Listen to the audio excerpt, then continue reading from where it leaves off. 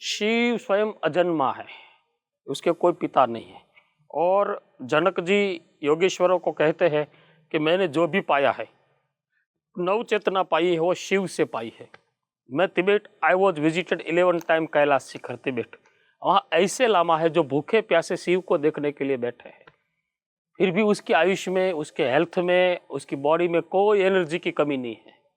बिना अन्न खाए भी वो लोग ऐसी वनस्पति को सूंघ लेते या पानी पी लेते तो महीनों तक रहते। तो शिव के समीप गए वो सब आदि योगी बन सकते। श्रेष्ठ संसारी भी है, श्रेष्ठ गृहस्थी भी है। इसलिए तुलसीदास भी कहते परम रम्य गिरि बर कैलासु, सदा जहाँ शिव उमा ही निवासु। शिव की और उमा की जो साधना करेंगे उसको आदि योगी का सुख मिलेगा, मिलेगा, जरूर मिलेगा। स्वामी जी, आपके कैलाश यात्रा के अनुभव जान सकते हैं हम थोड़े? अगर पैदल जाए दारसेन से, काली गंगा से, तो थोड़ा कठिन और हार्ड है, 1 महीना लगता है। बाकी नेपाल से जा सकते हैं, नथुला से जा सकते हैं, और सबसे श्रेष्ठ और आसान आज का मार्ग है कि तिब्बत का जो कैपिटल लासा है वहीं से बाय रोड जाए। मगर डायरेक्ट नहीं जाना चाहिए। कोई सुबह एयरपोर्ट में लैंड हो और शाम तक पहुंच जाए तो अपनी बॉडी फिट नहीं होगी। धीरे धीरे रुक रुक के बॉडी को टेम्परेचर सेट करते। और जो सितंबर या अक्टूबर का मास है, 2 महीना ही श्रेष्ठ है। थोड़ा थोड़ा घास फूस होता है ऑक्सीजन के लिए। और मैंने अपने शरीर से, आँख से देखा है कि वहाँ के लोकल लामा बर्फ़ में, स्नो में, पानी में दंडवत करते करते, लेटते लेटते साधना करते हैं।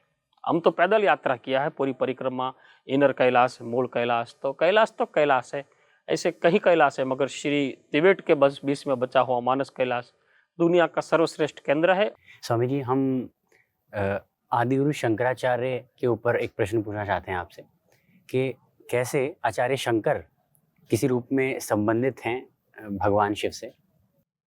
साक्षात स्वयं भगवान शंकर का ही अवतार है। इसलिए शंकरम लोक शंकरम जो बात है वो आई।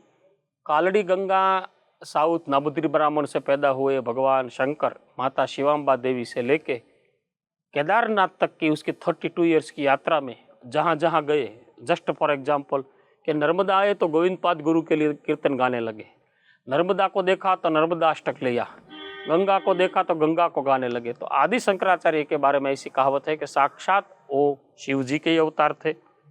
सनातन धर्म को यहूदियों, विधर्मियों और खास करके बौद्धों से रुकवाया, शांत करवाया। उनमें जो भी कृति थी, विधर्मों में भी मांस, मदिरा, अल्कोहलिक जो लेते थे, उनको भी कहा कि अगर तुम आदि योगी को पाना चाहते हो, विधर्मियों को भी उनको फिल्टर करते करते हिंदू सनातन को जो शंकर दिग्विजय बोलते, जिसको मंडन मिश्र के साथ नहीं, बिहार में, पाटना में, काशी में लोगों के साथ नहीं, पर समग्र विश्व में शंकर दिग्विजय करके शंकर भगवान का शुद्ध मत, निर्व्यचन, भ्रष्टाचार, व्यभिचार, कैरेक्टर आदि से इतना क्लियर कर दिया कि तुम शिव को भजना चाहते हो तो यही भाव से भजो।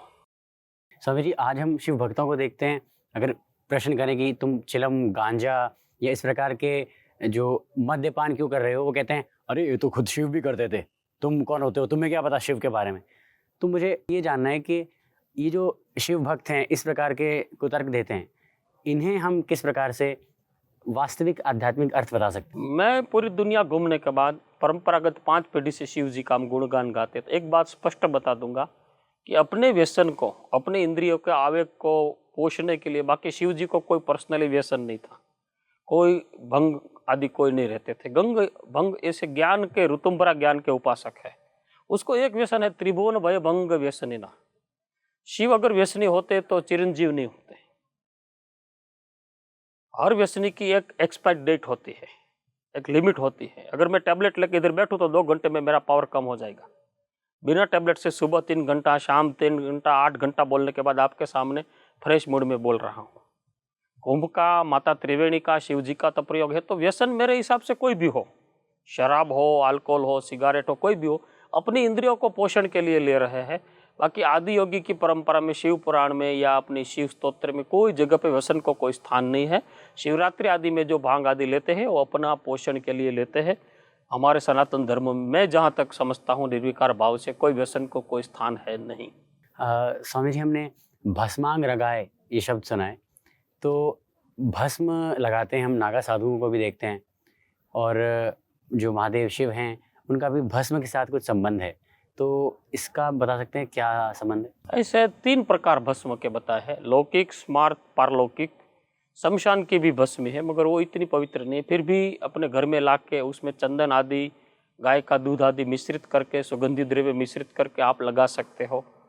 शिव की भस्मी का एक आध्यात्मिक अर्थ यह है कि शरीर भी एक दिन भस्म होने वाला है। भस्मांतर शरीरम भस्मांतर ब्रह्मांडम।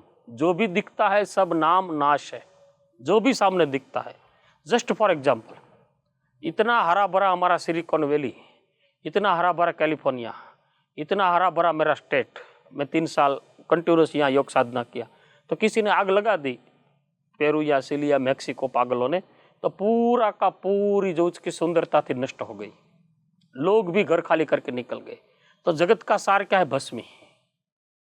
अंततगत्वा सब भस्म होने वाला है। तो शिव ने हमको और आपको ऐसा बोध दिया कि जगत का जो सार है उसको पकड़कर जीवन गुजारा कर। समस्या करना, खड़ी करना तुम्हारा कोई अधिकार है।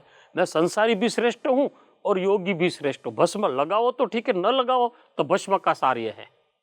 भस्म लगाने का क्या ऐसा कोई आध्यात्मिक प्रतीक भी है? यस, आध्यात्मिक मतलब ये है कि शरीर के जिन जिन आर्टिकलों पे लगाओ वहीं से कभी तुम्हारे शरीर में विकार नहीं जाएंगे।